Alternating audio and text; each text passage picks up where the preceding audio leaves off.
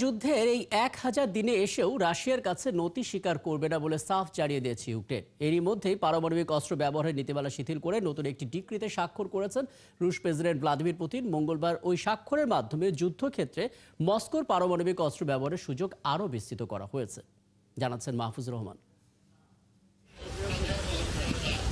যুদ্ধের 1000তম দিন পার করেছে রাশিয়া ইউক্রেন। এরপরও রাশিয়ার আগ্রাসনের কাছে নতি স্বীকার না করার অঙ্গীকার করেছে কিয়েভ।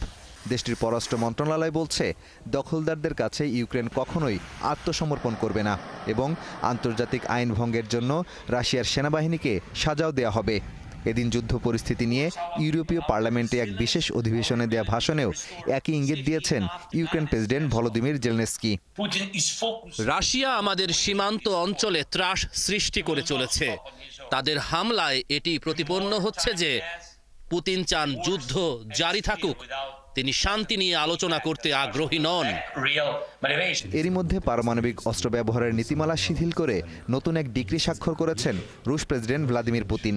নতুন নীতিমালায় বলা হয়েছে, রাশিয়া কোনো অপারমাণবিক রাষ্ট্রের বিরুদ্ধে পারমাণবিক অস্ত্র ব্যবহার করতে পারে যদি সে রাষ্ট্র পারমাণবিক শক্তিধর কোনো দেশের সমর্থন পায়।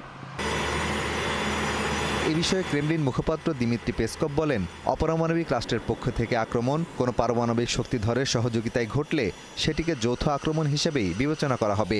এটি বর্তমান পরিস্থিতির সাথে সামঞ্জস্যপূর্ণ করার জন্য একটি অত্যন্ত গুরুত্বপূর্ণ নথি। অর্থাৎ এই নীতিমালায় রাশিয়ার উপর বড় ধরনের হামলা হলে পারমাণবিক অস্ত্র ব্যবহারের অনুমতি দেবে ক্রেমলিন। এমনকি যদি সেই হামলায় কেবল প্রচলিত অস্ত্র ব্যবহার হয়, তবুও পারমাণবিক অস্ত্র ব্যবহার করতে পারবে মস্কো। রাশিয়া বরাবরই পারমাণবিক অস্ত্রকে প্রতিরোধের হাতিয়ার হিসেবে ব্যবহার করেছে এবং এটি কেবল তখনই ব্যবহার করা হবে যখন রাশিয়া প্রতিক্রিয়া জানাতে বাধ্য হবে। তাই আমাদের উপর আক্রমণ করতে চাওয়া যে কেউ যেন ভালোভাবে চিন্তা করে নেয়।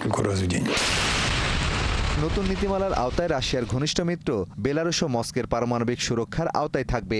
এছাড়া মস্কো তার বিশেষ সামরিক অভিযান শেষ না হওয়া পর্যন্ত লড়াই চালিয়ে যাবে। মাহফুজুর রহমান, ৭১।